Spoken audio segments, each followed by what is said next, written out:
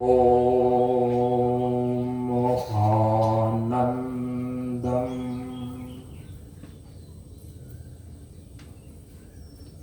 प्रशान्ति जीवन दर्शनम्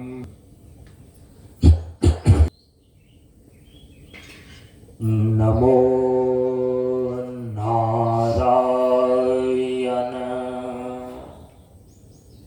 नारायणम्।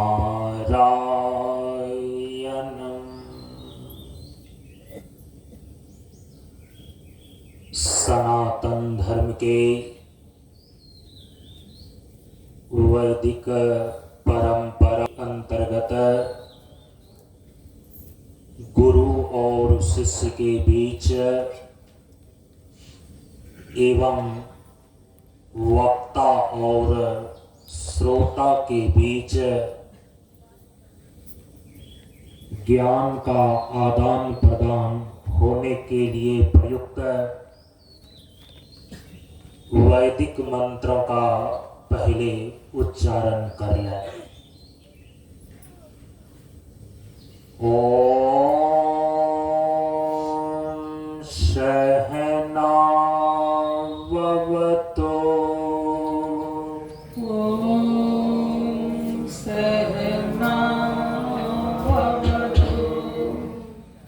सहनौ भुनक्तु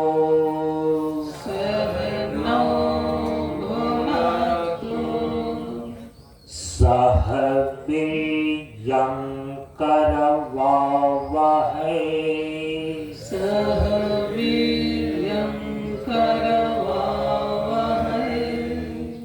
तेजस्विनावधीतमस्तु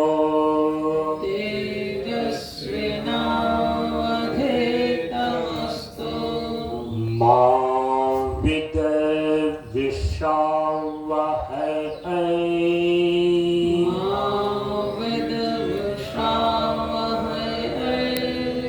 ओम शांति शांति शांति। ओम शांति शांति शांति। असतो मा सद्गमय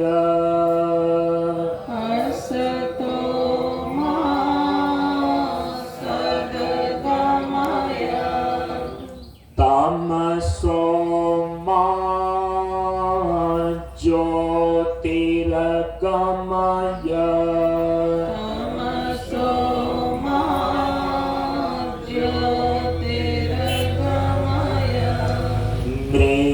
मृत्योर्मा अमृतमगमय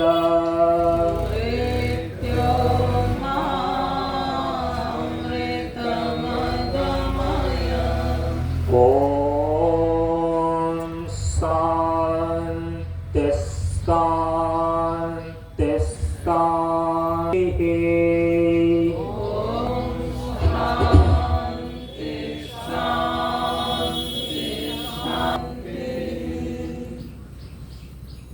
सभी लोग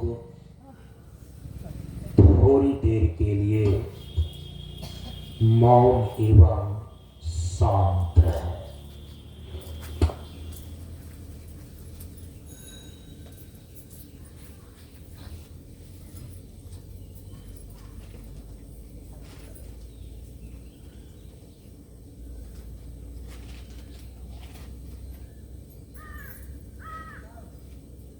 नमो नारायण। ब्रह्मानंदं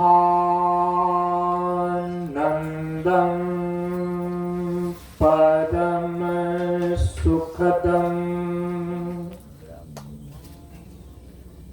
केवलं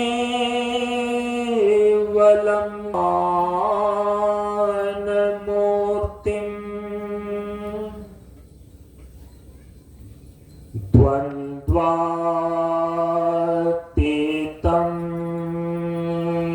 गगनसदृशं गगनसदृशम् तत्त्वमस्यादिलक्ष्यम् एकं नित्यं विमलमचलम्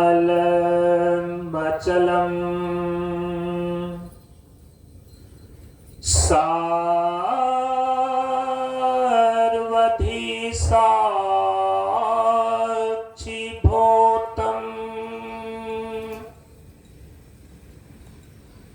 भावातीतं त्रिगुणरहितं सद्गुरुं तं नमामि। सद्गुरुं तं नमामि।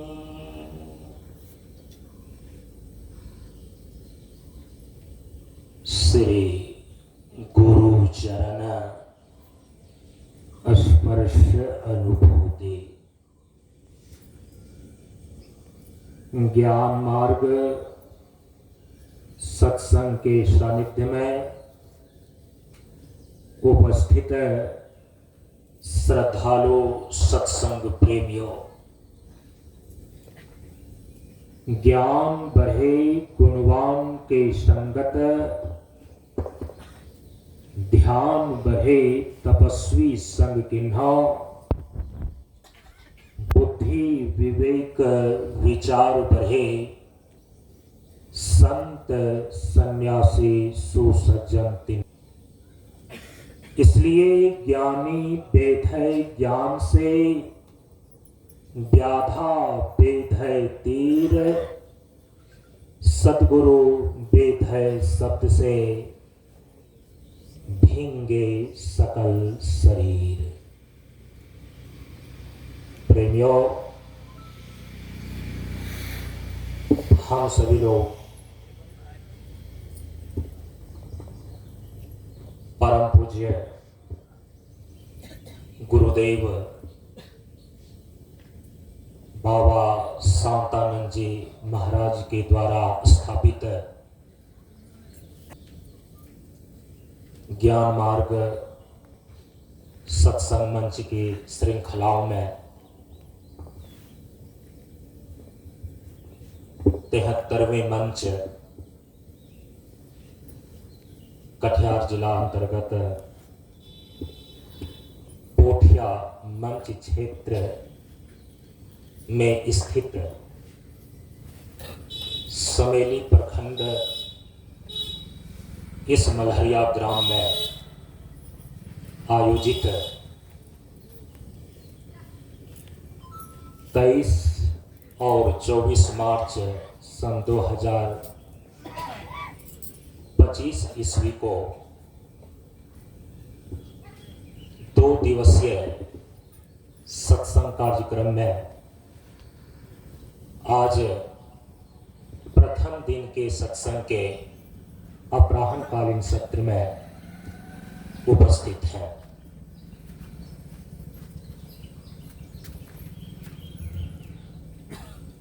आज प्रथम दिन का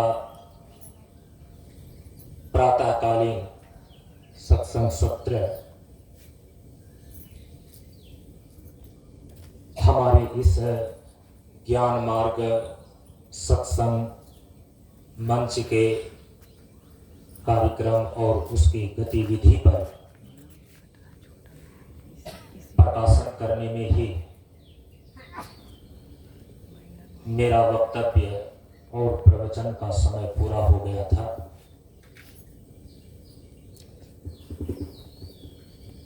यहाँ पर यह जो 2 दिवसीय सत्संग का कार्यक्रम इस बार 23 और 24 मार्च को रखा गया है,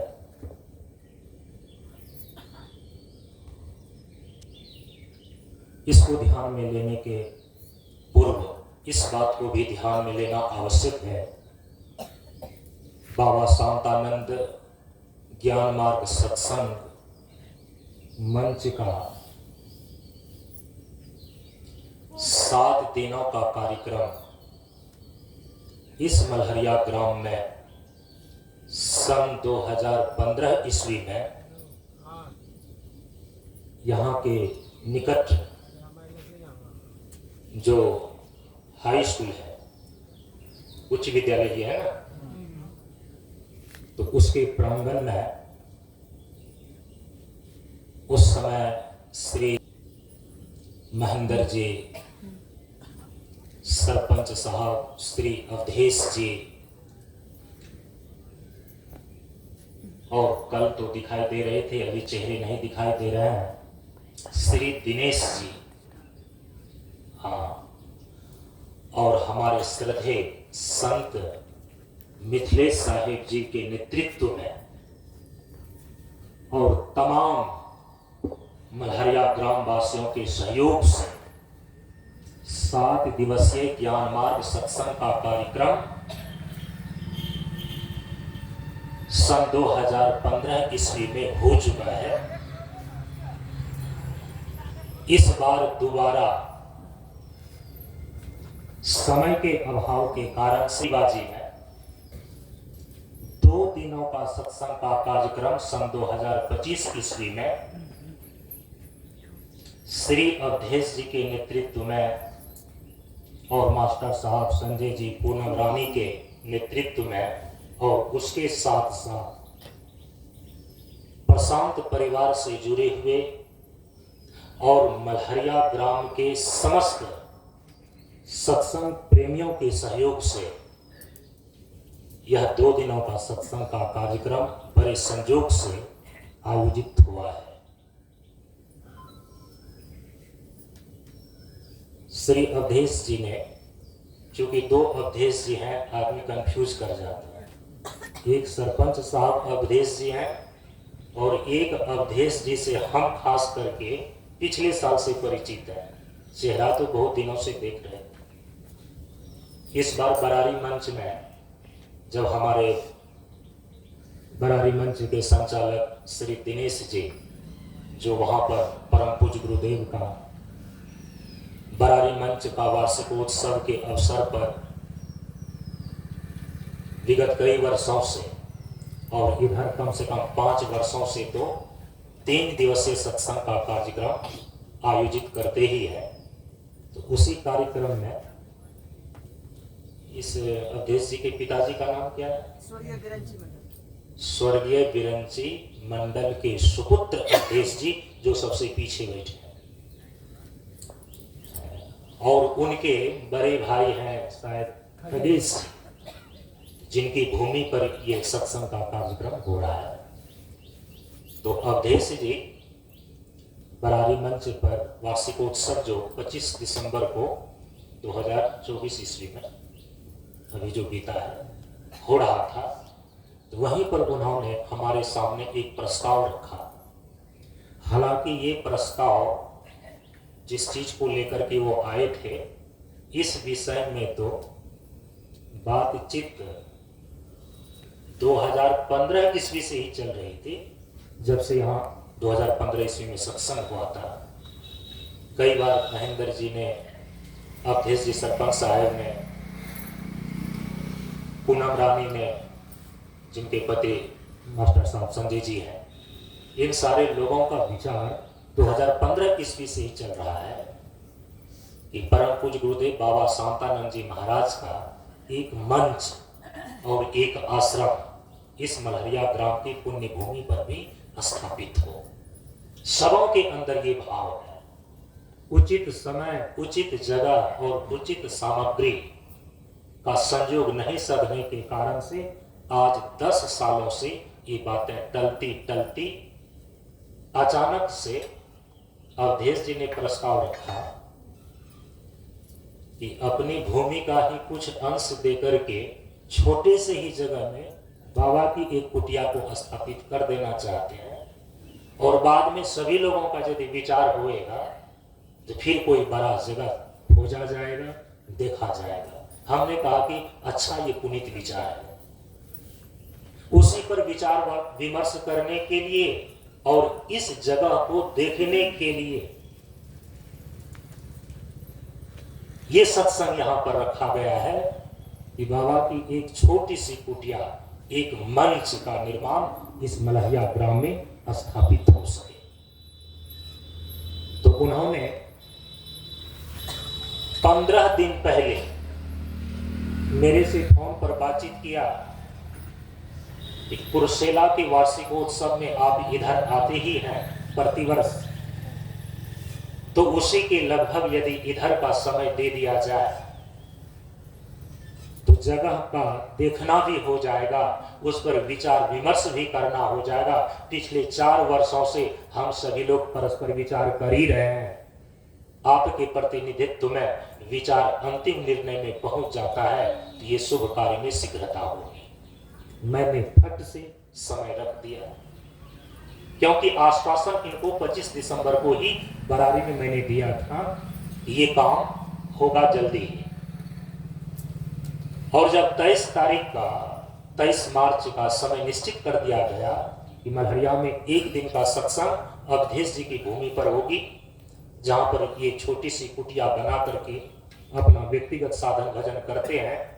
और सुनने में आया है कि जो परम पूज्य गुरुदेव का चक्र पूरा होता है 42 दिनों का, तो उनके अवसर पर भी यहाँ इकट्ठा होकर के कुछ लोग एकादशी और 42वें दिन का सत्संग का कार्यक्रम भी करते हैं। अच्छी बात है।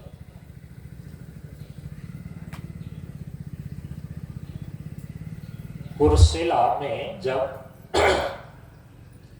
वार्षिकोत्सव का 19 मार्च को प्रवचन के लिए उपस्थित हुआ तो वहीं पर विचार हुआ कि एक दिन का सत्संग का कार्यक्रम नहीं, यदि आपके पास समय है तो 2 दिनों का सत्संग का कार्यक्रम कर दिया जाए। तो मैंने अपने कार्यक्रमों की सूची निकाली और उसमें देखा तो देखा कि नहीं, एक दिन का सत्संग का कार्यक्रम बढ़ाया जा सकता है। तो शुभ कार्य में शीघ्रता आवश्यक है। इस उपदेश का पालन करते हुए 23 और 24 ये 2 दिन सत्संग का कार्यक्रम का समय यहाँ पर निर्धारित कर दिया गया है और उसी के अनुरूप हम सभी लोग यहाँ पर इस सत्संग में उपस्थित हुए और सत्संग कर रहे हैं। प्रेमियों, परम पूज्य गुरुदेव के द्वारा हम लोगों के इस क्षेत्र में मात्र 10-15 किलोमीटर की दूरी पर 3 मंच स्थापित है। और यदि इसको ठीक ढंग से देखिए गणितीय ट्रायंगल से, तो ये त्रिकोण में है। एक बरारी मंच है जो 72वां मंच है परम पूज्य गुरुदेव का। इसके बाद कोठिया मंच है जिस मंच से मैं स्वयं दीक्षित हूं। मेरा अपना मंच बरारी मंच ही है। कोठिया मंच जो 73वें मंच के रूप में है और 74वें मंच के रूप में कुर्सेला मंच है। कुर्सेला मंच के सर्वेश्वरी कैलाश जी बैठे हुए और मलहरिया वाले जितने भी श्रद्धालु जन हैं और श्री महेंद्र जी कोठिया मंच से ही दीक्षित है, जुड़े हुए हैं। तो ये 3 मंच जो परम पूज्य गुरुदेव के द्वारा स्थापित हैं, इस क्षेत्र के अंतर्गत नवीन मंच जहां भी बनते हैं इस मुख्य मंच के अंतर्गत ही उनको मानना चाहिए। और धीरे धीरे कुर्सेला मंच के अंदर भी उस क्षेत्र में भी कई नवीन मंच बनने जा रहे हैं। बरारी मंच के अंदर भी कई नवीन मंच बनने जा रहे हैं। और बड़े सौभाग्य की बात है कि हमारे इस 73वें मंच कोठिया मंच के अंतर्गत 2 नवीन मंच का निर्माण होने जा रहा है। एक तो भंगा मंच जो मेरी जन्मभूमि है, वहां पर मेरे पिताजी के द्वारा 6 कट्ठे जमीन आश्रम के लिए दिया गया है बाबा के नाम से। और उनकी हार्दिक इच्छा थी। 2021 में उनका देहावसान हो गया माताजी 2015 ईस्वी में गुजर गए, जिस हमारे यहाँ पर सत्संग का कार्यक्रम महरिया में हुआ था। उसी बार उसी ईस्वी में मेरी माताजी का देहावसान हुआ। उन दोनों ही पुण्यात्माओं की समाधि भंगा के नए मंच के रूप में पिताजी ने जो आश्रम के लिए जमीन दिए हैं, उसी जमीन में उनकी समाधि दी गई है। उनकी हार्दिक इच्छा थी कि इस जमीन पर आश्रम बने और प्रतिवर्ष सत्संग हो। उनकी उस हार्दिक इच्छा को पूरा करने के उद्देश्य से 2015 ईस्वी से ही अभी लगातार 2 दिनों का सत्संग का कार्यक्रम भंगा मंच पर होते आ रहा है। एक वो नवीन मंच हो गया, पोठिया मंच के अंतर्गत ही आया। अब ये दूसरा मंच मल्हरिया पोठिया मंच के अंतर्गत ही नवीन मंच और आश्रम के रूप में निर्मित होने जा रहा है। यह खुशी की बात है, हर्ष का विषय है। जितना जल्दी हो इनको अस्थायी रूप यदि आप लोग दे देते हैं तो लोग बड़े बड़े भौतिक प्रतिष्ठान, घर द्वार, मकान बनाते ही बनाते हैं, लेकिन अपनी उसी भौतिक संपदा से किसी आध्यात्मिक संस्थान का निर्माण करना। और याद रखिए, संत महात्माओं के नेतृत्व में हो सकता है, मार्गदर्शन में हो सकता है, लेकिन जिस व्यवस्था से, जिस धन से, जिस संपत्ति से, जिस सहयोग से होता है, वो तो आप गृहस्थों के द्वारा ही होना है। जहां कहीं भी पूरी दुनिया में आप चले जाएं, जितने जितने भी आश्रम चल रहे हैं, जितने जितने भी प्रतिष्ठान बनाए गए हैं, किनके सहयोग से?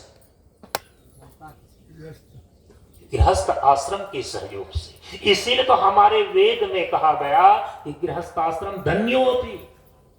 ब्रह्मचर्य आश्रम निर्भर है, उसका आधार है गृहस्थ आश्रम। वानप्रस्थ निर्भर है गृहस्थ आश्रम।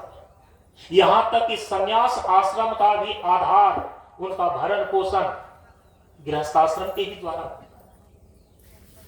इसीलिए 4 आश्रम जो हमारे यहां पर वैदिक ऋषियों के द्वारा निर्धारित किए गए हैं, उसमें से यदि आप देखें तो आश्रम तो 4 हैं, ब्रह्मचर्य आश्रम, गृहस्थाश्रम, वानप्रस्थाश्रम और संन्यास आश्रम। लेकिन ऊपर के 2 आश्रम, वानप्रस्थ आश्रम और संन्यास आश्रम, और नीचे के शुरुआत के प्रथम आश्रम ब्रह्मचर्य आश्रम, इस तीनों आश्रम का आधारशिला कौन है? गृहस्थाश्रम।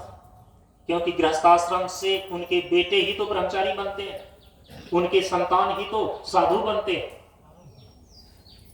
और जो गृहस्थाश्रम की जिम्मेदारी को पूरा करके संन्यास के मार्ग में, निवृत्ति मार्ग में चलना चाहते हैं, तो उसके पहले उनको वानप्रस्थ लेना पड़ता है। पहले भोगे गए जो संस्कार हैं, जो वासनाएं हैं, तप के द्वारा उनको पवित्र करना होता है। तो वानप्रस्थ आश्रम भी इसका आधारशिला गृहस्थाश्रम भी है। अब जो अंतिम में चौथा आश्रम संन्यास आश्रम है, तो संन्यास आश्रम में 2 तरीके से व्यक्ति जाता है। या तो ब्रह्मचर्य आश्रम से सीधे संन्यास में प्रवेश करता है, गुरुकुल में गए, वेद वेदांत शास्त्रों की पढ़ाई किया, गुरु के निकट में रह करके, सानिध्य में रह करके सेवा के द्वारा ज्ञान विज्ञान को उसने प्राप्त किया। ज्ञान विज्ञान, स्वाध्याय इत्यादि अध्ययन करने पर एक संस्कार किया जाता है, जिसको बोलता है समावर्तन संस्कार। स्नातक हो जाने पर, गुरुकुल के छात्र स्नातक हो जाने पर, तो अब समावर्तन संस्कार उसका किया जाता है कि चलो गुरुकुल की पढ़ाई इनकी पूरी हो गई। अब वहीं पर उस विद्यार्थी को अपने आगे के जीवन के विषय में निर्णय करना होता है कि हमें गृहस्थाश्रम में जाना है यहां से, क्योंकि ब्रह्मचर्य आश्रम में रह करके गुरु के पास तो उन्होंने शिक्षा दीक्षा प्राप्त कर लिया, ज्ञान विज्ञान प्राप्त कर लिया, स्नातक हो गए। अब गृहस्थाश्रम में अपने जीवन के आगे के समय को, जीवन शैली को अपनाना है या संन्यास को धारण करना है। तो जो छात्र निवृत्ति मार्ग पर चलने के लिए तैयार होते थे। पूर्व जन्म का संस्कार, माता पिता का संस्कार, कई चीजें उसमें काम करती है। तो जो निवृत्ति मार्ग पर चलने वाले विद्यार्थी होते थे तो ब्रह्मचर्य आश्रम से सीधे संन्यास में प्रवेश कर जाते थे, आज भी करते हैं। लेकिन जिनको लगता था कि नहीं, संन्यास आश्रम मामूली आश्रम नहीं है, वहां से फिर आप पीछे वापस नहीं हो सकते। ब्रह्मचर्य आश्रम से गृहस्थाश्रम में प्रवेश करना शास्त्रीय आज्ञा है, कोई पतन नहीं है। लेकिन आप संन्यास का मार्ग धर करके फिर पांव को पीछे करते हैं, ये पतन है। इसलिए सोच समझ करके हमें संन्यास धारण करना पड़ता है। संन्यास धारण करने के बाद गृहस्थाश्रम में चला जाना, ये आरूढ़ पतित कहा जाता है कि ऊपर चढ़ करके नीचे गिर गया, ये निंदनीय काम है। इसीलिए सोच समझ करके संन्यास आश्रम में जाना होता है। तो अपने आप को उसमें तौलना होता है, देखना होता है कि हमारी वासना कैसी है, हमारा संस्कार कैसा है, हमारे अंदर त्याग और वैराग्य कितना है। इन सारी चीजों को तौल करके तब निवृत्ति मार्ग में, संन्यास मार्ग में कोई ब्रह्मचारी प्रवेश करता है। और उस समय गुरुकुल के आचार्य के द्वारा समावर्तन संस्कार के समय यह सीधा निर्देश दिया जाता है वैदिक परंपरा में कि यदि तुम अपने भीतर देख रहे हो, अपने भीतर यदि ऐसा महसूस कर रहे हो कि संन्यास मार्ग के इस कठिन मार्ग पर हम नहीं चल सकते, इसका निर्वहन हम सही ढंग से नहीं कर सकते, तो तुम्हें धर्म पूर्वक, नियम पूर्वक गृहस्थाश्रम में प्रवेश कर जाना चाहिए विवाह संस्कार के द्वारा। वहां एक सदाचार संपन्न जीवन जियो, जो तुम्हारे अंदर भोग की वासनाएं हैं वो शुद्ध होंगी। और याद रखिएगा, गृहस्थाश्रम में प्रवेश करना स्वयं एक तप है, जहां क्षण प्रति क्षण आपके संयम की परीक्षा ली जाती है, सहनशीलता की परीक्षा ली जाती है। इसीलिए गृहस्था आश्रम मौज मस्ती का आश्रम नहीं है। हमारे शास्त्रों में, हमारे वैदिक ऋषियों के द्वारा स्थापित जो गृहस्थ आश्रम है, ये मौज मस्ती करने का आश्रम नहीं है, बच्चों का खेल नहीं है। क्योंकि बच्चे पैदा करने हैं समाज के लिए, राष्ट्र के लिए और भारत के भविष्य के लिए, विश्व के शांति संदेश के लिए। इसीलिए गृहस्थाश्रम एक स्वयं तपस्थली है। और जो गृहस्थाश्रम को तपस्थली बना करके अपना जीवन व्यतीत करता है, याद रखिए वह एक तपस्वी से, एक ब्रह्मचारी से, एक सन्यासी से कम नहीं होता। जो सदाचार में संपन्न जीवन धर्मानुसार से अपने गृहस्थ जीवन के नियमों का पालन करते हुए जीता है, धर्म ते विरति। भगवान श्री राम स्वयं कह रहे हैं, हे लक्ष्मण, जो धर्म का सही ढंग से पालन करता है, अपने कर्तव्यों का सही ढंग से पालन करता है, धीरे धीरे उनके अंदर भोग की वासना शुद्ध होकर वैराग्य जन्म लेने लगता है। संसार के भोग से विरक्ति आने लगती है उसके चित्त में। और उसका एक अच्छा सा उदाहरण दिया। देखते हो, वृक्ष में जब फल लगता है, जब तक वह कच्चा रहता है तो वह फल जो है डाली से, शाखा से जुड़ी हुई होती है। पहले यदि आप उसको तोड़ लें, फल यदि परिपक्व नहीं हुआ है, कच्चे में यदि आप तोड़ लें, एक तो वो खट्टा लगेगा, उसके अंदर वो बीज की सामर्थ्य शक्ति नहीं होती है कि अलग कोई नया वृक्ष पैदा कर सके, क्योंकि अपरिपक्व है। यदि आपने उसको पहले तोड़ लिया, कोई फल यदि वृक्ष में लगा है, जितना समय उनको परिपक्व होने में लगना चाहिए, लगने दीजिए। तो अंत में क्या होता है, आपको तोड़ना नहीं पड़ता उससे, उस फल को उस डाली से प्रयास पूर्वक अलग नहीं करना पड़ता है। जो ही फल पका, जो ही फल परिपक्व हुआ, वो डाली को, वृक्ष की शाखा को स्वयं छोड़ देता है, त्याग देता है। ये प्रकृति का नियम है। हमारे वैदिक ऋषि बताते हैं, गृहस्थाश्रम में प्रवेश करके यदि सदाचार संपन्न जीवन जीते हो, धर्म पूर्वक जीवन जीते हो, तो धीरे धीरे तुम्हारे भोग की वासना शुद्ध होती जाएगी और तुम परिपक्व होते जाओगे। तुम्हारा संयम पकेगा, तुम्हारा अनुभव पकेगा, तुम्हारी सहनशीलता पकेगी। और यदि इस प्रकार से आप परिपक्व हो जाते हैं ना, अपने गृहस्थ जीवन के सारे कर्तव्यों का यदि आप ईमानदारी पूर्वक पालन करते हैं ना,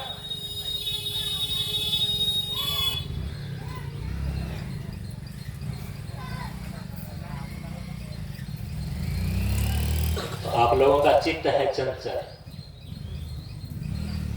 नजर है टेढ़ी, बच्चे की तरह उधर देखने लगते हैं। इसीलिए देखिए ना, जब टमटम चलाता है ना, घोड़ा के दोनों आंख की तरफ पट्टी बांध देता है कि इधर उधर कोई काला छाता देख करके घोड़ा हड़के नहीं। क्या कीजिएगा, नजर इधर उधर चली जाती है। तो हमारे तो संत सदगुरु महर्षि मेरी परमहंस महाराज कहते हैं, इधर उधर दृष्टि न डोले, सन्मुख बिंदु पकड़ लागी। तो सन्मुख बिंदु कैसे पकड़ में आए? इधर उधर यदि नजर डोलेगी तो कैसे है? अब इतना सुंदर मंच, इतना सुंदर अच्छा वक्ता बोलने वाला, ये भी आकर्षण फीकी पड़ जाती है उस दुनिया के आकर्षण के सामने।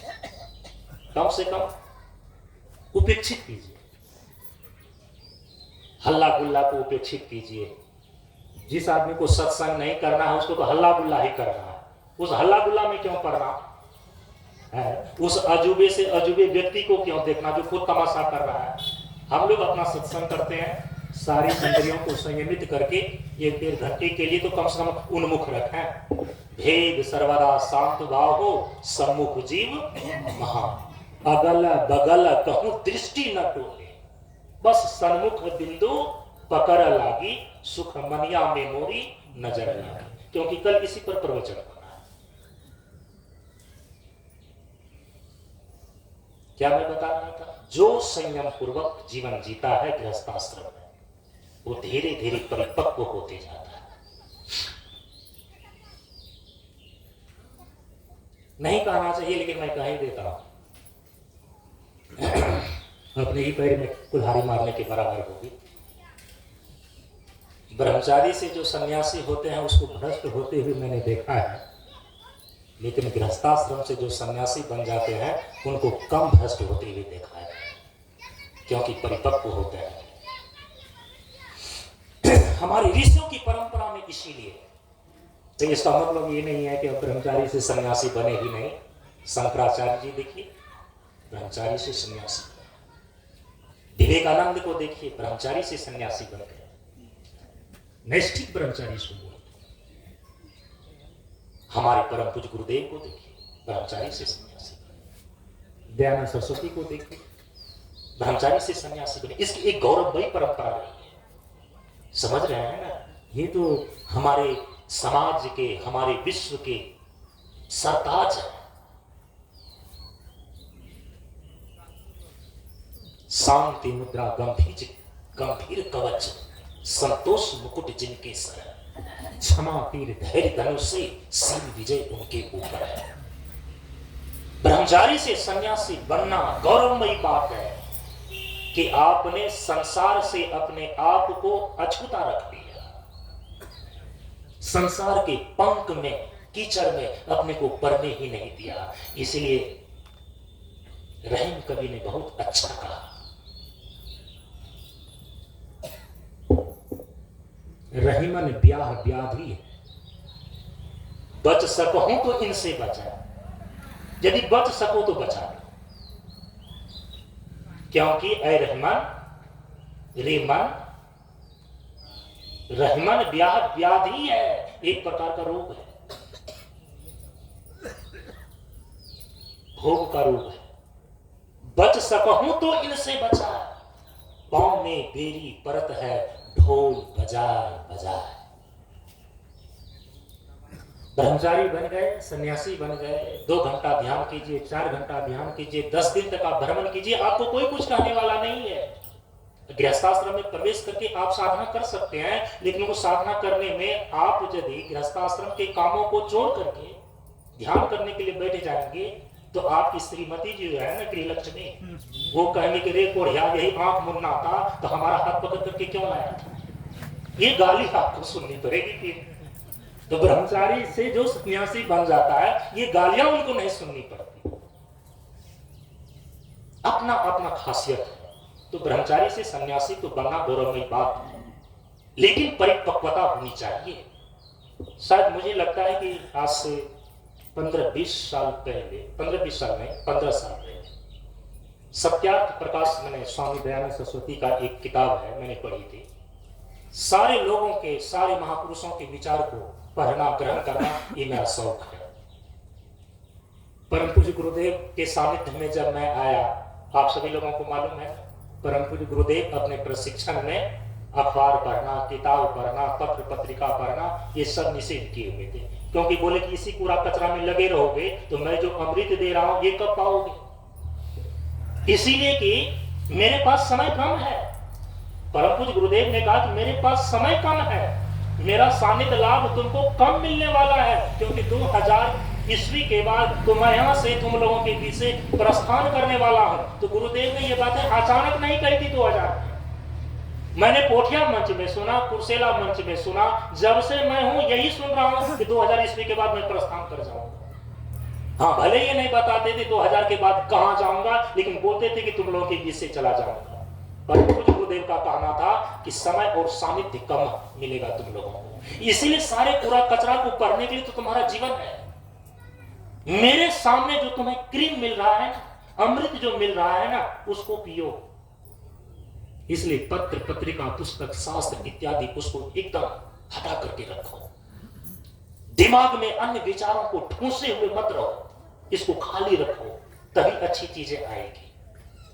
परम पूज्य गुरुदेव ने शास्त्र पढ़ने से मना नहीं किया। गलत सोच रहे हैं जो लोग, ऐसा मान रहे हैं कि परम पूज्य गुरुदेव ने शास्त्र पढ़ना मना किया है। अरे भाई, यदि परम पूज्य गुरुदेव शास्त्र को पढ़ने से मना करते, भूल गए, यही कुटिया मंच है ना। हमारे भौतिक गुरु, ये धर्मपुर गांधी हाई स्कूल, जिसको नरैया हाई स्कूल बोलते हैं, वहां के संस्कृत के सबसे बड़े विद्वान सच्चिदानंद ठाकुर बल्थी महेशपुर के, क्या हम लोगों ने नहीं देखा है कि 3 दिनों तक लगातार शास्त्रार्थ 3 सोमवार तक चलता रहा, क्योंकि सोमवार के दिन विश्राम के दिन होते थे। परम पूज्य गुरुदेव ने कहा कि 7 दिनों में सोमवार का दिन जो एक दिन होता है, उस समय हम जनता की आवाज सुनेंगे, और 6 दिनों तक हम अपनी आवाज को जनता को सुनाएंगे। तो 6 दिनों तक प्रवचन होता था। 7वां दिन जो सोमवार का दिन है, विश्राम के दिन में परम पूज्य गुरुदेव ने शास्त्रार्थ का, प्रश्नोत्तर का, जो सीधे अपने संदेह को, अपने विचार को, शंकाओं को रख सकते हैं, परम पूज्य गुरुदेव उसका उत्तर देते थे। अब हमारा संजोग देखिए ना, कि एक तरफ हमारे भौतिक गुरु श्री सच्चिदानंद ठाकुर संस्कृत के उद्भट विद्वान, और दूसरी तरफ हमारे आध्यात्मिक गुरु परम पूज्य गुरुदेव बाबा शांतानंद जी, दोनों का शास्त्रार्थ पोठिया मंच पर देखने को मिल गया। और जो उस समय थे उन्होंने देखा है। मैं उस प्रसंग को यहां छेड़ना नहीं चाहता हूं। दुर्गा शब्द पर शास्त्रार्थ चला था, दुर्गा शब्द दूध पर चला था, कुर्सेला मंच में वो दूसरी चीजों पर नहीं था। अंत में दोनों ही लोगों का जो शास्त्रार्थ चला वो अद्भुत था। कुर्सेला मंच में जाकर के परम पूज्य गुरुदेव ने मंच से घोषणा करी थी कि इस क्षेत्र का सबसे बड़ा विद्वान सच्चिदानंद ठाकुर है, क्योंकि उनकी शालीनता को देखिए ना। अब दुर्गा सप्तशती का पाठ करने वाले, दुर्गा जी का पाठ करने वाले थे, किसी प्रसंग में परम पूज्य गुरुदेव ने अपने प्रवचन में कहा था कि दुर्गा का अर्थ होता है दुर्जुर्गा। दुर माने बुरा, गा माने इंद्रिया। जो बुरी इंद्रियों से पैदा होती है उसको दुर्गा कहते हैं। आपको भी सुनने में खराब लगा, लेकिन व्याकरण के अनुसार से कोई इसको काट नहीं सकता है। गा शब्द स्त्रीलिंग है जिसका अर्थ होता है इंद्रिया।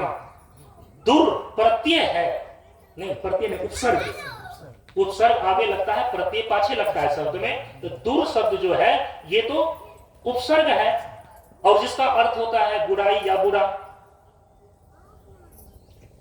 क्या ये सच नहीं है? पौराणिक कथा के अनुसार से आदि शक्ति ने दुर्गा का रूप कब धारण किया था? दैत्यों ने जब इंद्र का स्वर्ग साम्राज्य छीन लिया था, सारे देवता लोग प्रार्थना करने के लिए गए ब्रह्मा जी के पास, और ब्रह्मा जी के नेतृत्व में वही आदि शक्ति जो जिस समय भगवान विष्णु की योग निद्रा बनकर के निवास कर रही थी, उनसे प्रार्थना किया गया। दुर्गा सप्तशती में ये पूरा कथा वृतांत है, आप पढ़ करके वहां पर देखिए। दैत्यों ने देवताओं पर विजय प्राप्त कर लिया और स्वर्ग छीन लिया। ये कैसे संभव हो सकता है? बिल्कुल संभव हो सकता है। परम पूज्य गुरुदेव उस दिन जो प्रवचन प्रसंग कर रहे थे स्वर्ग और नरक पर, और हम सभी लोग जानते हैं स्वर्ग और नरक की परिभाषा क्या है। स्वर्ग भी यही है, नरक भी यही है, और स्वर्ग नरक के रूप में जो लोक विशेष है वो भी पुराण सिद्ध है, शास्त्र सिद्ध है। ऐसा नहीं है कि आप बुरा कर्म करेंगे तो नरक में नहीं जाएंगे, केवल यही भोग करके रह जाएंगे। बहुत ऐसे चतुर चालाक व्यक्ति हैं, कोर्ट कचहरी में अपने मुकदमा को गलत गवाही के बल पर जीत लेते हैं वो। तो क्या इसका मतलब बल्कि सरकार के यहां से वो दोष मुक्त हो गए? नहीं, उनको भी कड़ी सजा मिलेगी। यहां की सरकार भले उसको सजा ना दे, लेकिन ऊपर वाली जो सरकार है उससे कोई नहीं बच सकता। समझ रहे हैं इस चीज को ना? नरक भी है और स्वर्ग भी है। जो साधु संत जन है, जो हर एक कष्ट उठा करके भी धर्म का पालन करता है, पुण्य का पालन करता है, और सारे समाज के लोग उनको बेवकूफ और बुर्बक बना रहा है, क्या उनको फल नहीं मिलेगा? बिल्कुल फल मिलेगा। ऊर्ध्वं गच्छन्ति सत्त्वस्थाः, ये भगवान ने बताया है गीता में। जो सतोग्नि व्यक्ति है, सदाचरण करता है, उनकी ऊर्ध्व गति होकर के रहेगी। कोई समाज उसको नहीं रोक सकता, कोई राजनीति उसको नहीं रोक सकती, कोई षड्यंत्र उसको नहीं रोक सकता। इसलिए भगवान में सृष्टि की जो व्यवस्था है ना, वह निर्दोष है और निष्पक्ष है। देवताओं से स्वर्ग का राज छीन लिया जाता है दैत्यों के द्वारा। जो आसुरी शक्ति है, दुष्प्रवृत्तियों वाली शक्तियां है, दुष्ट प्रवृत्ति है, वे विजय प्राप्त कर लेता है। जो सत प्रवृत्ति का प्रतिनिधित्व करने वाला, देवत्व का प्रतिनिधित्व करने वाला देवता, और देवताओं का भी राजा इंद्र। अब देखिए ये प्रसंग जो है दूसरी तरफ जा रहा है, विषयांतर हो रहा है, लेकिन चूंकि वो शास्त्रार्थ जो हुआ था, इसका प्रसंग है, सुन लीजिए। परम पूज्य गुरुदेव ने कहा कि देवता जब कमजोर हो गए, देवताओं का राजा इंद्र भोगों में डूबे हुए होने के कारण से जब उनकी शक्ति और सामर्थ्य कम पड़ गया, तब दैत्य लोगों ने उसके ऊपर विजय प्राप्त किया। ये प्रसंग था, और ये प्रसंग सुना रहे थे किसमें? कि स्वर्ग यही है और नरक भी यही है। स्वर्ग का अर्थ होता है स्व जोर ग, स्व माने स्वस्थ, अब ग माने इंद्रिया। जिनके शरीर में सभी इंद्रियां स्वस्थ रूप में काम कर रही है, उनका जीवन स्वर्गीय है, सुंदर है, स्वर्ग जैसा है। ये बाबा का प्रतिपादन था। नरक का अर्थ होता है नह जोर का, न माने नहीं, कर माने करना। जिसकी इंद्रियां इतनी रोग से ग्रस्त हो गई है, बीमार पड़ गई है, सड़ चुकी है कि किसी भी कार्य को करने के लायक नहीं रह गई, अपने स्वाभाविक कार्य को करने में भी समर्थ नहीं रह गई। आंख से देख नहीं पा रहा है, कान से सुन नहीं पा रहा है, पांव से चल नहीं पा रहा है, हाथ से किसी चीज को पकड़ नहीं पा रहा है, जबकि स्वाभाविक रूप से इन सारे इंद्रियों का तो ये काम निर्धारित थे प्रकृति में। लेकिन आपने गलत जीवन शैली अपनाने के कारण से इन सारे इंद्रियों के सामर्थ्य को खो दिया, बीमार कर दिया। ये इंद्रियां काम करने लायक नहीं रह गई, तो उस अवस्था में जो आप जीवन व्यतीत करते हैं, क्या वो नारकीय नहीं है? कोई इसको काट सकता है क्या? शरीर में जितनी इंद्रियां हैं, स्वस्थ अवस्था में यदि वो काम करती हैं और हम उसमें जीवन जीते हैं, तो स्वर्ग जैसा सुख है। क्योंकि प्रथम सुख कंचन काया, प्रथम सुख कंचन काया। क्या जिसकी इंद्रियां लाचार हो चुकी हैं, बीमार पड़ चुकी हैं, किसी काम करने लायक नहीं रह गई हैं, ऐसी अवस्था में जो जीवन जी रहे हैं, वो सीधे नरक इसी जीवन में नहीं भोग रहे हैं क्या? सच्चाई तो यही है। इसी प्रसंग में इंद्र का आया प्रसंग कि उनकी भी इंद्रियां जब शिथिल पड़ गई थी भोग करते करते, क्योंकि विषय वासना की सजती सेज पर जीवन की रोज जलती चिता है।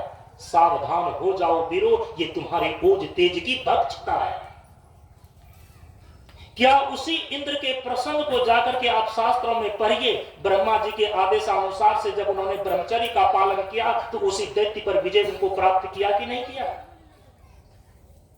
भोग में डूबे हुए होने के कारण से जब इंद्रियों का सामर्थ्य समाप्त हो गया, शिथिल पड़ गया, तो देवराज इंद्र हार गए दैत्य से। लेकिन जब ब्रह्मा जी के मार्गदर्शन में ब्रह्मचर्य का पालन उसी देवराज इंद्र ने शुरू किया, तो उसी दैत्यों को मार भगाए कि नहीं भगाए? क्या ये पुराणों में ऐसी कथा नहीं आती है?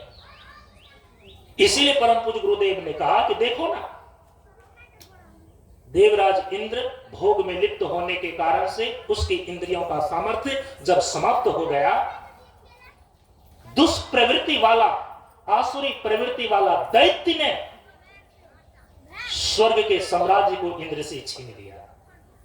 और ये लोग व्याकुल होकर के ब्रह्मा जी के पास गए और इन्होंने जो प्रार्थना किया, वैसी स्थिति में, लाचार इंद्रियों की स्थिति में, तो सभी देवताओं ने हल्का हल्का अपना तेज पुंज दे करके एक महाशक्ति का आविर्भाव किया और उसका नाम रखा गया दुर्गा।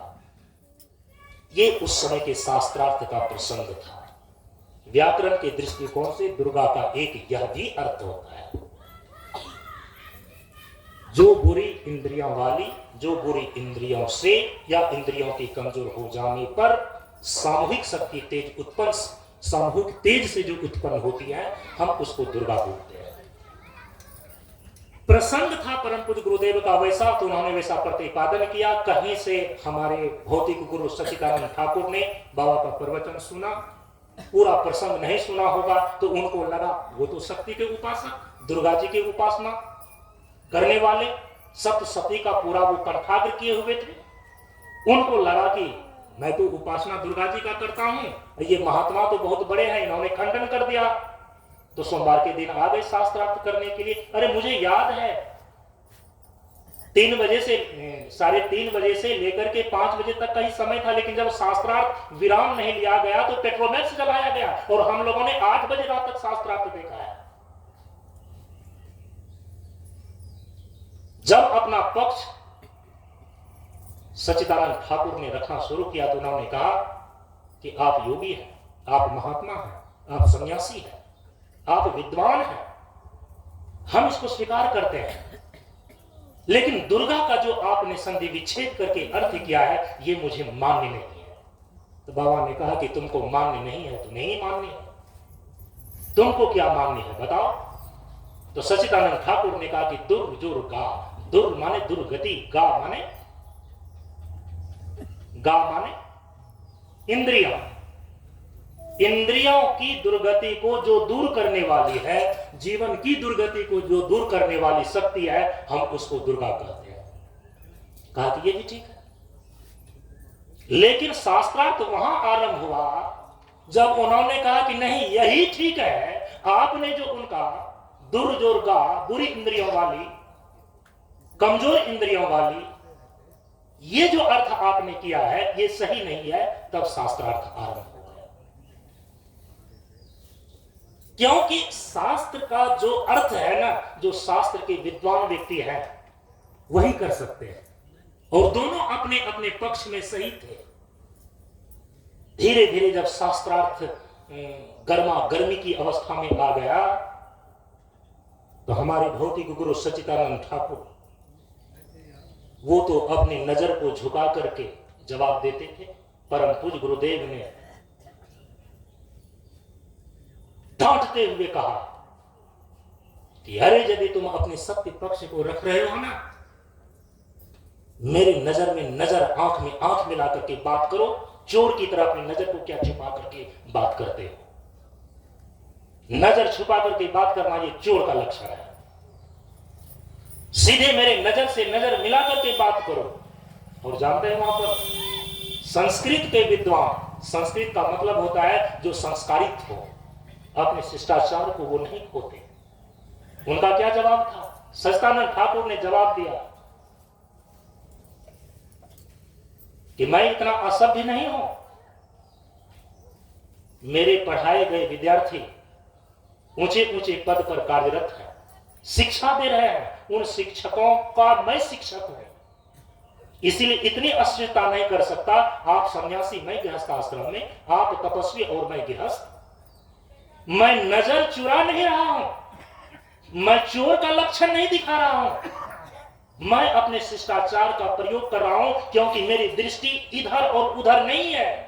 मेरी दृष्टि आपके चरणों पर है। मैं आपकी आंखों से आंख मिलाकर के बात नहीं कर सकता क्योंकि ये अशिष्टता होगी। बाबा चुप हो गए। और सचमुच में सच्चिदानंद ठाकुर इधर उधर कहीं नजर को नहीं दौड़ा रहे थे। परम पूज्य गुरुदेव के आंख में आंख मिला करके बात नहीं कर रहे थे, बल्कि नजर को झुका करके बाबा को ही देख रहे थे। परम पूज्य गुरुदेव उनकी इस विद्वता के साथ उनके शिष्टाचार पर मुक्त हो गए। 2 मिनट तक मौन रह गए। शास्त्रार्थ को विश्राम दिया गया और उसका परिणाम क्या हुआ? कुर्सेला मंच पर मैं उपस्थित था प्रवचन सुनने के लिए। अंतिम दिन में उन्होंने इस बात की घोषणा की कि इस क्षेत्र से बच्चा अब मैं जा रहा हूं, लेकिन तुम लोग याद रखना इस क्षेत्र का सबसे उद्भट संस्कृत का विद्वान सच्चिदानंद ठाकुर है।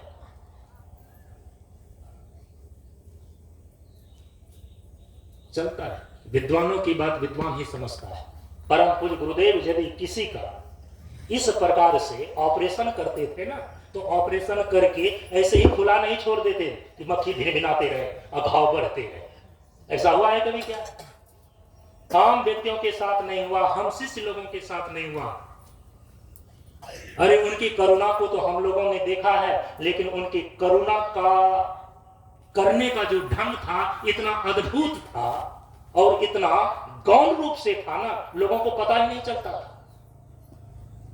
किन्हीं के भी दिल में यदि ठेस पहुंचा है, परम पूज्य गुरुदेव ने मलहम पट्टी करके उस घाव को ठीक किया है, ऐसे नहीं छोड़ दिया है। हम किसी को ठेस पहुंचाते हैं, एक तो कई बार हमारे अंदर वैर की भावना होती है, दुष्ट भावना होती है। संत महापुरुषों के अंदर दुष्ट भावना नहीं है। आपके सुधार के लिए आपको डांटते हैं, आप में परिष्कार के लिए आपको डांटते हैं और वो करुणा भी दिखाते हैं, क्योंकि संत का हृदय जो है ना वो दयाशील होता है। लेकिन ऐसी दयाशीलता नहीं होती है जो विवेकहीन हो, क्योंकि दया बिनु संत कसाई, दया बिनु संत कसाई, अब दया करी तो आफत आई। इसलिए दया करें लेकिन विवेक पूर्ण होकर के दया करें। भावुकता और भावावेश में आकर के परम पूज्य गुरुदेव ने किसी व्यवहार को नहीं किया। इसलिए कई बार लगता था कि परम पूज्य गुरुदेव बड़े कठोर हैं। कठोर नहीं, नारियल बाहर से कठोर दिखता है लेकिन भीतर तो देखिए ना उसका गुदा कितना कोमल रहता है। मैं क्या बता रहा था? गृहस्थाश्रम को यदि संयम पूर्वक आप जीवन जीते हैं, धीरे धीरे परिपक्वता आती है। आप गृहस्थाश्रम की परिपक्वता से जो संन्यास आश्रम में जाते हैं, भ्रष्ट होने का गुंजाइश कम रहती है, क्योंकि जो फल पूरा पक गया है ना, कायदे से यदि पक गया है ना, अपने आप वो डाली को छोड़ देगा, गिर जाएगा, उसका त्याग कर देगा। उसके पहले यदि आपने जबरदस्ती तोड़ लिया है, या तो सड़ जाएगा, या तो सूख जाएगा, या तो बेकार हो जाएगा। गृहस्थ आश्रम में आपके जीवन की परिपक्वता होती है, आप पकते हैं। संयम की परीक्षा है, सहनशीलता की परीक्षा है, कदम कदम पर आपकी परीक्षा गृहस्थाश्रम में होती है। इसीलिए गृहस्थाश्रम धन्यों को भी हमारे शास्त्र में बताया गया है। तो भगवान श्री राम ने स्वयं कहा कि धर्म ते वीरति, धर्म पूर्वक आप जीवन व्यतीत करते हैं, अपने कर्तव्य का पालन करते हुए जीवन व्यतीत करते हैं, तो धीरे धीरे आपके अंदर वैराग्य जन्म लेता है। ये सारा प्रसंग किसने कहां से उठा था? छुट गया ना?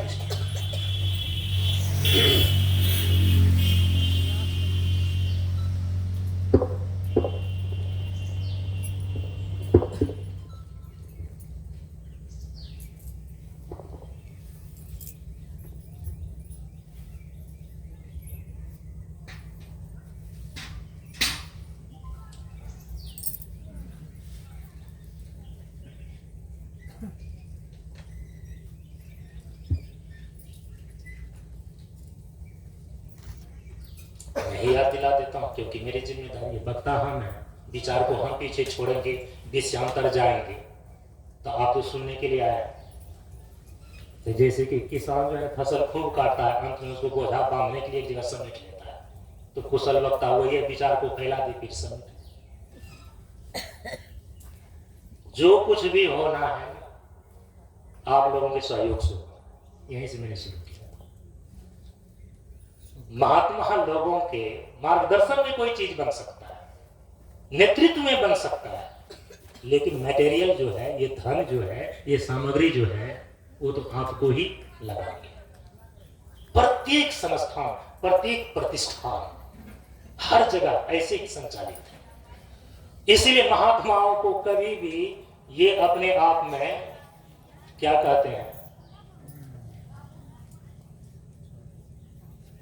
ये अकर नहीं दिखाना चाहिए कि तुम्हारे बिना भी मेरा काम चल सकता है। अरे तुम्हारे बिना क्या काम चल सकता है? तुम ध्यान करते हो, ध्यान कर सकते हो।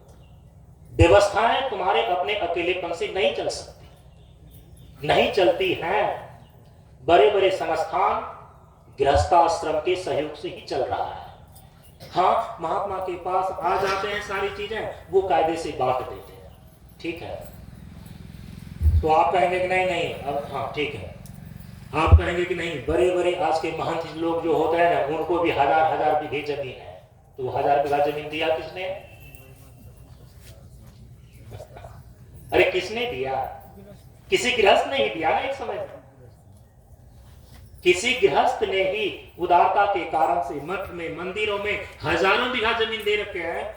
आज अनाज उपजाने का काम संत महात्मा लोग स्वयं कई आश्रमों में कर रहे हैं, फार्म चला रहे हैं, कृषि कर रहे हैं, गौ पालन कर रहे हैं, लेकिन वे सारी की सारी चीजें उनके पास आई कहां से है? गृहस्थाश्रम से। गृहस्थाश्रम धन्य होगी। यहां भी जो कुछ होना है आप लोगों के सहयोग से होगा। इसलिए मैं आपको बता रहा हूं, ये 2025 ईस्वी है। 2005 ईस्वी से शांतानंद मिशन का स्थापना हुआ है। शांतानंद मिशन प्रशांत योगाश्रम। अभी तक में दर्जनों आश्रम के लिए जमीन मिल चुकी है और कम से कम 10 जगह आश्रम बन चुका है जहां की रह करके कोई साधक साधना कर सकता है। कई जगह है जो कि जमीन मिली हुई है लेकिन वहां आश्रम का निर्माण कार्य आरंभ नहीं हुआ है। तो ये दर्जनों जगह जो जमीन मिली हुई है, आश्रम का निर्माण हो रहे हैं, तो क्या मैं कहीं पर जाकर के पंजाब या राजस्थान मजदूरी करने के लिए जाता हूं क्या? बाबा के नाम पर, बाबा के प्रति जो श्रद्धा रखने वाले भक्तजन हैं, जो यहाँ के विचारों से बाबा को समझते हैं कि नहीं अच्छा काम करने के लिए बाबा के मार्ग पर चले हुए ये लोग हैं, ऐसा मानकर ना वो दिए हुए हैं। दिए हुए हैं कौन? गृहस्थ लोग ही तो दिए हुए हैं। यदि इतने जगहों पर ये सारा काम हो गया है तो इस मलहरिया ग्राम की पुण्य भूमि में जो कि आज 10 सालों से आप लोग प्रयासरत है, उनको सका रूप आप लोगों के सहयोग से ही संभव हो सकेगा। मैं यही निवेदन कर रहा हूं। सारे भीतर के भेदभाव को, मन मुटाव को छोड़ करके परम पूज्य गुरुदेव के नाम से एक हो जाएंगे। क्योंकि क्योंकि 10 की लाठी 1 की बोझ। यदि सारे लोग मिलकर के थोड़ा थोड़ा भी सहयोग कर देंगे ना, तो लाठी के समान वो काम हल्का हो जाएगा। यदि एक के ऊपर छोड़ देंगे ना, वो इतना बोझ बन जाएगा कि शायद उस बोझ के कारण से वो व्यक्ति दब ही जाए, उठ ही ना सके। शायद मैंने संकेत कर दिया है और आप लोग समझ गए होंगे। सबों के सहयोग से परम पूज्य गुरुदेव का यहाँ एक स्थान मल्हरिया ग्राम में बनना संभव हो सकेगा, सफल हो सकेगा। परम पूज्य गुरुदेव का सूक्ष्म आशीर्वाद से सहयोग करने वाले लोगों का सर्वविध उत्कर्ष हो, ऐसी हमारी मंगल भावना। अब आइए 10 मिनट और थोड़ा सा बोलते हैं। अभी पिछले जगह धाहा में 2 दिन का सत्संग का कार्यक्रम 20-21 मार्च को हुआ। वहां से करके मैं कल आ रहा था यहाँ पर, टेम्पो में आ रहा, सारे लोग, और दिनेश जी हमको मोटरसाइकिल से ले आ रहे थे। रास्ते में मेरे अंदर एक विचार है, 10 साल के बाद मैं फिर मल्हरिया जा रहा हूं। 2015 में आया था सत्संग के, और संजोग बना है कि 2 दिन सत्संग करने के लिए फिर से मल्हरिया जा रहा हूं। तो ये मल्हरिया है क्या है, इसी पर चिंतन चलने लगा।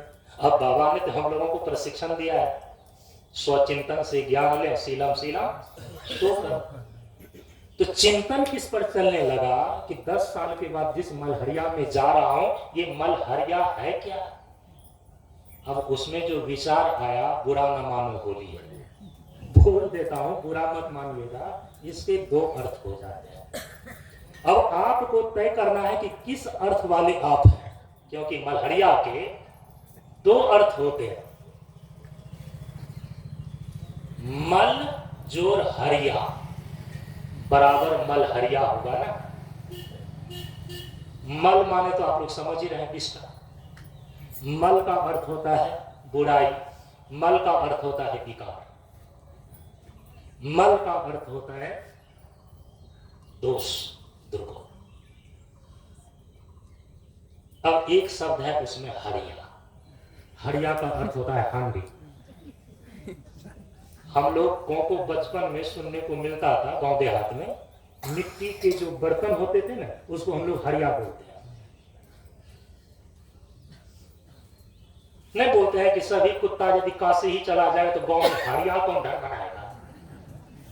तो हरिया का तो अर्थ आप जानते हैं कि हरिया तो मतलब हांडी होता है, मिट्टी का जो वो बर्तन है वो हरिया है। तो मल हरिया का तो मतलब हो गया मल का हांडी, मल का हरिया।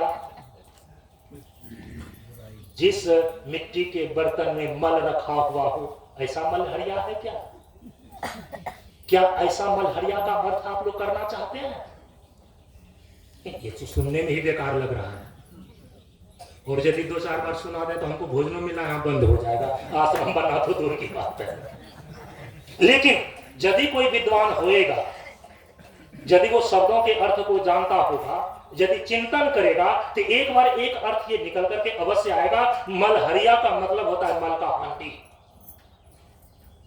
क्या इस अर्थ की ओर आप लोग मल्हरिया वासी अपने मल्हरिया को ले जाना चाहते हैं, मल का हांडी बनाना चाहते हैं? तो फिर आपके मन में जो आता है सो कीजिए। आप व्यभिचार से दूर मत होइए, नशा से दूर मत होइए, जो मन में आता है वो आचरण कीजिए। संत मत के सत्संग यहां भी हो रहे हैं, कबीर पंथ के सत्संग यहां भी हो रहे हैं। जब सदाचार का आप पालन करेंगे ना,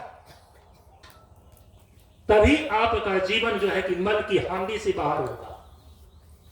ठीक है, यदि एक अर्थ मलहरिया का मल का हांडी होता है तो दूसरा अर्थ क्या है? अब आइए मैं आपको बताता हूं दूसरा अर्थ। ये सुनने में आपको अच्छा लगेगा, ये गारंटी है। मल का अर्थ तो मल ही है, विष्टा, बुराई, विकार, दोष। हरिया का अर्थ जो है ना, हरिया ये अपभ्रंशित है। हरन शब्द से बना है हरिया। अरे जैसे हरि नहीं बोलते हैं, अब गांव में किसी का नाम हरि है, अय हरिया अय हरिया, उसको तो हरि को हरिया भी बोलते हैं। अब भ्रंशित है ना, हरि को हरिया कहना ये अब भ्रंशित है, लेकिन हरि को हरिया भी कहा जाता है। और हरिया माने हरि, और हरि किसको कहते हैं? जो बड़ी बनाता है, ठीक है, जो बड़ी कर देता है, इस संसार से जो पार लगा देता है। लेकिन हरि का अर्थ होता है जो हमारे जीवन से दुखों का हरण कर ले, जो हमारे जीवन से विपत्तियों का हरण कर ले, ऐसी परम सत्ता को हम हरि बोलते हैं। हरि ओम आनंदा। सबसे पहले हम तो यही यहां से उद्बोधन करते हैं। हरि का मतलब होता है जो हमारे जीवन के सारे दुखों का, सारे संतापों का हरण कर लेता है, उसको हरि बोलते हैं। तो हरिया का अर्थ हो गया हरण करने वाला। मल हरिया का मतलब हो गया जहां मल का हरण हो जाता है, मल का हरण करने वाला जगह, जो मल की निवृत्ति कर दे, दोष की निवृत्ति कर दे, जो बुराई की निवृत्ति कर ले, उसको मलहरिया बोलते हैं।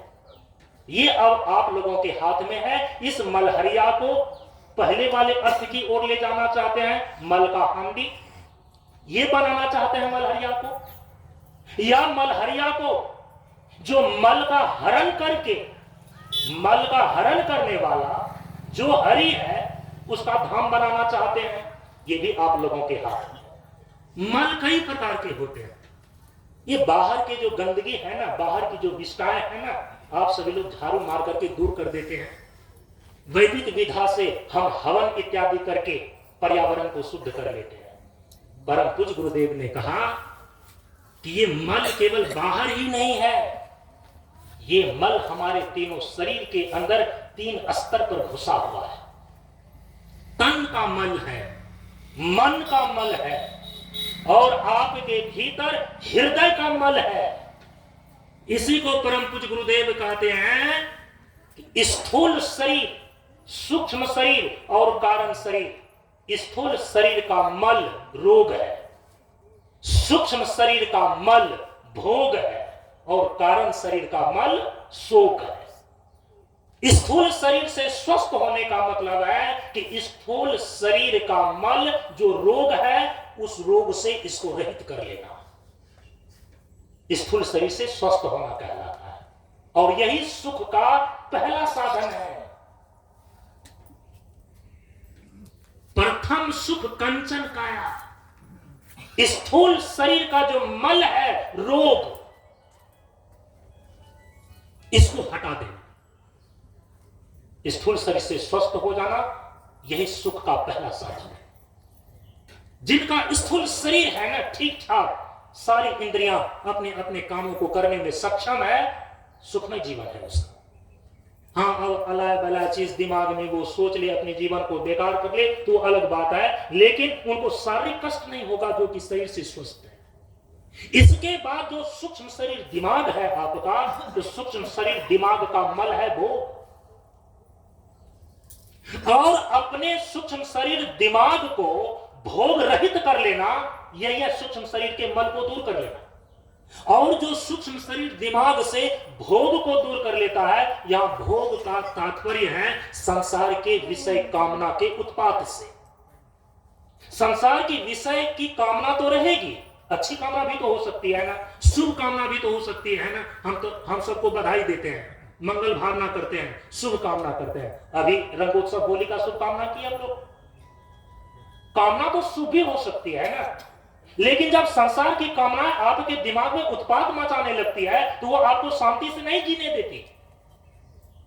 इसीलिए भोग की वे कुत्सित कामनाएं जो आपके जीवन को बेचैन करती है, आपके जीवन को पागल बनाए रखती है, ऐसे कुत्सित कामनाओं से अपने आप को दूर करना, इसको बोलते हैं भोग रहित करना। समझ रहे हैं इस चीज को? और जो अपने सूक्ष्म शरीर दिमाग को, सूक्ष्म शरीर के मल जो भोग है, इससे रहित कर लिया ना, इसी का नाम है मानसिक शांति। स्थूल शरीर को रोग रहित कर लेना, इसी का नाम है स्थूल शरीर का स्वास्थ्य सुख। और सूक्ष्म शरीर को भोग रहित कर लेना, मल रहित कर लेना, इसी का नाम है मानसिक शांति। जो अपने विचारों में, अपने अंतःकरण में संसार की कुत्सित भोग वासनाओं को जितना ही कम करता है, छीन करता है, दूर करता है, वो व्यक्ति अपने जीवन में उतना ही मानसिक शांति का अनुभव करता है। संसार की कामनाएं आपको पागल बनाए फिरती है, और वे कामनाएं जो अनावश्यक है, जीवन के लिए जरूरी नहीं है। एक ये हो गया। तीसरी जो चीजें हैं, कारण शरीर, और कारण शरीर को सामान्य भाषा में दिल बोलते हैं, और इसका जो मल है वो है शोक, और शोक से उपलक्षित संसार के सभी प्रकार के दुख और अज्ञान है। परम पूज्य गुरुदेव ने कहा कि ये कारण शरीर जो दिल है, इसका जो मल शोक है, और शोक से उपलक्षित जो अज्ञान और संसार के समस्त दुख और संताप है, इससे यदि आपने अपने आप को रहित कर लिया, कारण शरीर को शोक रहित कर लेना, यही आनंद की अवस्था है। तो जीवन में आप क्या चाहते हैं? सुख चाहते हैं, शांति चाहते हैं, आनंद चाहते हैं। इसी जीवन में आप पा सकते हैं। स्थूल शरीर को रोग रहित कर लेना, स्थूल शरीर को मल रहित कर लेना, स्थूल शरीर का जो मल है रोग, इससे रहित कर लेना, तो सुख की अवस्था आ गई। सूक्ष्म शरीर दिमाग में मल के रूप में जो भोग है, इसको भोग रहित कर लेना, यह शांति की अवस्था है। और कारण शरीर दिल में मल के रूप में जो शोक है, इसको शोक रहित कर लेना, यही आनंद की अवस्था है। आप सुख चाहते हैं, शांति चाहते हैं और आनंद चाहते हैं। आनंद में मुक्ति छिपी हुई है। ये भीतर जो मल का भांड बना हुआ है, मल का हाड़ी बना हुआ है, ये मलहरियावासी ही नहीं, सारे के सारे लोग जितने भी संसार निवासी हैं, सब मलहरिया ही हैं। माने पहला अर्थ वाला मल का हांडी ही है।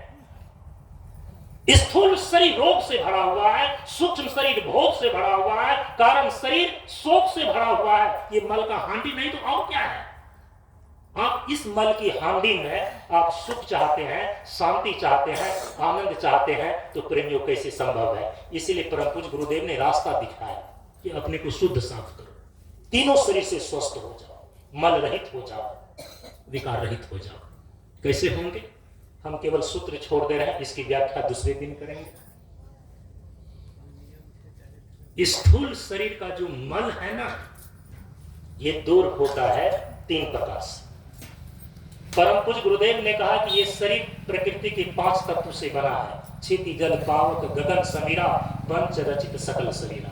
सभी लोग जानते हैं प्रकृति के 5 तत्व में पृथ्वी जल अग्नि वायु और आकाश है, और इसी से आपका शरीर बना है। तो ये शुद्ध और साफ कैसे रहेगा? 5 तत्वों के स्नान से। इस मंच के द्वारा बराबर ये बताए जाते हैं। हमारे महेंद्र जी ने तो 5 तत्वों पर एक बहुत लंबी कविता लिखी हुई है। शायद आज नहीं सुना सके तो कल सुना देंगे। अब सोचिए, वो 5 तत्वों के स्नान से ही आपकी शारीरिक शुद्धि हो सकती है। पृथ्वी तत्व का मिट्टी स्नान, जल तत्व का जल स्नान, अग्नि तत्व का धूप स्नान, वायु तत्व का वायु स्नान और आकाश तत्व का शीत स्नान। ये 5 स्नान यदि आप ठीक ढंग से करें, आपके शरीर का मल दूर हो जाएगा। शरीर के मल दूर होने का मतलब कि शरीर में जो धातु का विकार है, दोष है, वो धीरे धीरे ठीक होकर के शारीरिक स्वास्थ्य की प्राप्ति आपको हो जाएगी। तो एक सूत्र आपको मैंने दिया कि जो स्थूल शरीर का मल है, स्थूल शरीर का जो रोग है, इसकी निवृत्ति होती है, ये दूर होती है। उसमें सबसे पहला साधना, पहला सूत्र है 5 तत्वों का स्नान करना। अब देखिए, उसके साथ साथ आपको योग की कुछ क्रियाएं आपको करनी पड़ेगी। क्योंकि देखिए ना, हम लोगों को बहुत व्यवहारिक प्रशिक्षण दिया गया है कि जब काफी गंदगी फैल जाता है ना, तो अरहर का मोटा खड़हर झाड़ू बना करके पहले पत्ता सबको हटाते हैं, फिर उससे थोड़ा सा पतला जो नारियल का झाड़ू है, उस झाड़ू से लगाते हैं, तो छोटे छोटे पत्ते के कण भी निकल जाते हैं। लेकिन जिस घर के भीतर आपने टाइल्स बिछा करके रखा है, वहां पर नारियल के झाड़ू से आप झाड़ू दें तो वहां के धूलकण नहीं हटते, पूरा साफ नहीं होता। तब क्या करते हैं आप लोग? कौन सा झाड़ू लगाते हैं? वहां फूल झाड़ू लगाते हैं।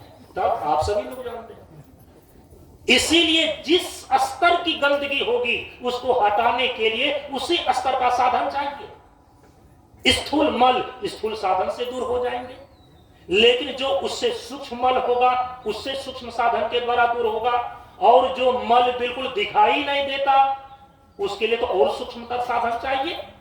इसीलिए केवल पंच तत्वों के स्नान मात्र से ही नहीं, इसके लिए आपको योग की क्रियाएं करनी होगी। और परम पूज्य गुरुदेव ने कहा कि यदि आप नियमित आसन का अभ्यास करते हैं तो आपके स्थूल शरीर से जितने भी धातु के विकार है ना, 7 धातु है ना स्थूल शरीर में, रस, रक्त, अस्थि, मज्जा, वीर्य और 7 हो गए, रस, रक्त, मांस, मेद। ये छूट रहा है। रस, रक्त, मांस, मेद, अस्थि, मज्जा, स्त्री के अंदर रज और पुरुष के अंदर शुक्र, ये 7 धातु है। इसी 7 धातु की अशुद्धि के कारण से शरीर में बीमारी होती है। ये आयुर्वेद कहता है, पढ़ करके देख लीजिए। वात, पित्त और कफ, यही तो तीनों दोष के कारण से रोग होते हैं। तीनों में संतुलन है तो ठीक है। 5 तत्वों का स्नान करने के बाद आपको योग में जो योग का आसन बतलाया गया है, 6 अंगों का प्रमुख आसन है, रोग का निवारण करने के आसन है, कुछ उस आसन का अभ्यास आपको करना होगा। तो शरीर में जो ऐसे गंदगी भीतर में जाकर के जकड़ गया है बीमारी के रूप में, वो आसन की क्रियाएं क्या करेगा, खंगाल करके उसको बाहर कर देगा। तो समझना कि आप नारियल का झाड़ू लगा रहे हैं, नारियल का झाड़ू। लेकिन याद रखिए, पंच तत्वों का स्नान और योगासन करने से ही पूरी शरीर की शुद्धि नहीं होती है। मैं आपको व्यवहारिक धरातल पर बता दे रहा हूं। तीसरा साधन है शरीर के मल को दूर करने का निष्काम सेवा। जो निठल्ला बन करके घर में रहता है, ज्यों बिछावन पर पड़े रहता है, उसका शरीर खुद बीमार पड़ जाता है। जो निष्काम सेवा करता है, अपने शरीर और इंद्रियों को तन सेवा साधन और जन सेवा सिद्धि में लगाए रखता है, उनके शरीर का मल दूर हो जाता है, शरीर का विकार दूर हो जाता है। इसीलिए स्थूल शरीर का जो मल है रोग के रूप में, ये मल हटता है, शुद्ध साफ होता है 3 साधन से। परम पूज्य गुरुदेव ने बताया कि पहला साधन है कि 5 तत्वों का स्नान करो, दूसरा साधन है योगासन करो, योग के आसन का अभ्यास, और तीसरा है निठल्ला बनकर के मत रहो, प्रत्यंगों से काम ले, धीरे धीरे होकर तन सेवा साधन करो, जन सेवा सिद्धि करो। तो निष्काम सेवा से आपके स्थूल शरीर के मल की निवृत्ति हो जाती है। अब जो इसके भीतर सूक्ष्म शरीर है, मानसिक स्तर पर जो विकार है, जो मल है, बीमारी है भोग के रूप में, इसकी निवृत्ति के लिए भी 3 सूत्र है। उस 3 सूत्र में सबसे पहला सूत्र 5 तत्वों के ही प्रयोग को लेकर के है कि यदि 5 तत्वों का आप पान करते हैं, बतलाएंगे, यहां से बताते ही रहते हैं, 5 तत्वों का पान करने से सूक्ष्म शरीर की गंदगी, सूक्ष्म शरीर का मल दूर हो जाता है। जो भोग स्तर के कीटाणु है ना, वो शिथिल पड़ने लगते हैं। और दूसरा साधन है कि यदि आप ठीक ढंग से प्राणायाम करें तो आपके शरीर में इंगला और पिंगला नाड़ी का शोधन होता है। जितनी भी शारीरिक की क्रियाएं हैं उसके प्रति उत्तरदायी है इंगला नाड़ी। आपके जितनी भी मानसिक और बौद्धिक क्रियाएं हैं उसके प्रति उत्तरदायी है पिंगला नाड़ी। इन दोनों क्रियाओं, इन दोनों नाड़ियों में जब पर्याप्त शोधन हो जाता है ना, तो आपके विचार शुद्ध होने लगते हैं, क्योंकि विचार और प्राण की गति का अन्योन्याश्रय संबंध है। यदि प्राण स्थिर है तो आपका विचार और मन स्थिर होगा। यदि मन आपका स्थिर है तो आप देखेंगे कि आपका प्राण की गति भी स्थिर होने लगी, आपका स्वर, आपका ये श्वास आना जाना, ये भी बिल्कुल समरस हो जाएगा, धीमा पड़ जाएगा यदि विचार शांत है। तो दोनों का अन्योन्याश्रय संबंध है। इसीलिए यदि प्राणायाम की क्रिया ठीक ढंग से आप करते हैं तो हठयोग प्रदीपिका में, योग के प्राचीन ग्रंथ, उसमें तो बता दिया गया कि मानसिक स्तर पर आमूलचूल परिवर्तन किए जा सकते हैं प्राणायाम की क्रिया के द्वारा। विचारों पर नियंत्रण प्राप्त किया जा सकता है, क्योंकि इंगला और पिंगला दोनों ही नाड़ियों पर ये प्राणायाम की क्रिया के द्वारा शोधन पूर्वक संतुलन आ जाता है। इसका परिणाम मानसिक स्तर पर क्या होता है कि सूक्ष्म स्तर पर जो भोग के कुत्सित वासनाएं और कीटाणु उत्पात मचाती रहती है वो छीन होती है। प्राणायाम में वो जल करके राख हो जाती है और आप भीतर से निर्मल होने लगते हैं। स्वामी विवेकानंद का एक किताब है राजयोग। राजयोग में प्राण और प्राणायाम करके एक चैप्टर है। आप थोड़ा एक बार उसका अध्ययन करके देख लेना तो पता चल जाएगा कि प्राणायाम का क्या महत्व है। प्राण को ठीक ठाक रखने के लिए प्राणायाम की आवश्यकता है। तो पांचों तत्वों का पान करना, सूक्ष्म शरीर के मल को दूर करने के लिए, फिर सही ढंग से प्राणायाम करना। प्राणायाम अपने मन से मत करना, सीख करके करना, क्योंकि प्राण सूक्ष्म, आपके भीतर सूक्ष्म तत्व है, उसकी सूक्ष्म गति है। उसमें यदि विकृति आ गई ना तो फिर आपको हानि हो सकती है। तो प्राणायाम सीख करके करना। और जानते हैं इसके बाद जो तीसरा साधन है सूक्ष्म शरीर के मल को दूर करने का, वो यही सत्संग है। सत्संग का पानी ही आपके भीतर के मल को धोता है। संत के चरण से जो वाणी प्रस्फुटित होती है, उस वाणी का यदि अनुपान करते हैं ना, केवल वही सत्संग का श्रवण रूपी अनुपान ही आपके भीतर मानसिक विकार को दूर करने में सक्षम है। काम, क्रोध, लोभ, मोह, अहंकार, ये जितने भी मानसिक रूप से विकार आपके भीतर में है सूक्ष्म स्तर पर, वो बाहर की दवाओं से ठीक नहीं होता है। उसकी औषधि है यही सत्संग। तो सूक्ष्म शरीर दिमाग का जो मल भोग है, इसको दूर करने के लिए ये तीन साधन हो गए। पांचों तत्वों का पान करना, सही ढंग से प्राणायाम करना और नियमित ये सत्संग करना। क्योंकि सत्संग में आपको सही विचार सुनने को मिलेगा। सत्संग में एक दूसरे का सतोगुणी परमाणु का सानिध्य आपको प्राप्त होगा। अब सोचिए, क्षण भर का सत्संग अंगुलीमाल डाकू ने किनका प्राप्त किया था? भगवान बुद्ध का। देखिए उनका विचार बदल गया। रत्नाकर डाकू ने देवर्षि नारद का क्षण भर ही तो सत्संग प्राप्त किया था। इतना विचार बदले कि वाल्मीकि बन गए। कबीरा संगत साधु की जो गंधी की वास, जो कुछ गंधी दे नहीं तो भी वास वास। इसीलिए इन तीन साधन को हमेशा आप ध्यान में रखना कि पांचों तत्वों का पान, सही ढंग से प्राणायाम और ये नियमित सत्संग का श्रवण, ये आपके भीतर के विकार को, भीतर के मल को दूर कर देता है, भीतर से आपको शुद्ध साफ कर देता है। अब जो तीसरा है कारण स्तर पर, वहां तो फूल की झाड़ू चाहिए, नारियल की झाड़ू से काम नहीं चलेगा। तो फूल का झाड़ू सूक्ष्मतम साधन। कारण स्तर का विकार तो दिखाई नहीं पड़ता है। हमारे सारे दुखों का कारण है हमारा अज्ञान। वो हृदय में बैठा हुआ है, अज्ञान अंधकार के रूप में बैठा हुआ है। तो जो कारण स्तर, कारण शरीर, दिल का मल शोक के रूप में है और शोक से उपलक्षित अज्ञान अंधकार, संसार के सारे दुखों की जननी, इसकी निवृत्ति कैसे होगी, यह मल कैसे दूर होगा? परम पूज्य गुरुदेव ने उसके लिए भी तीन साधन बतलाए। कहा कि सबसे पहले तो पांचों तत्वों का ध्यान करो। आप सीधे परमात्मा का ध्यान नहीं कर पाएंगे, इसको स्वीकार कीजिए। इसलिए जो कहते हैं ना कि भगवान की मूर्ति नहीं होती है, मूर्ति पूजा की आवश्यकता नहीं, बेवकूफ है वो। उपासना के विज्ञान को नहीं जानता। ठीक है, वेदों में आया है 9 प्रतिमा अस्ति, परमात्मा की कोई प्रतिमा नहीं होती है।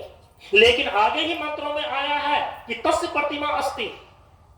अरे भोली भाली जनता को वेद का प्रमाण देख करके क्यों गुमराह कर रहे हो महानुभाव?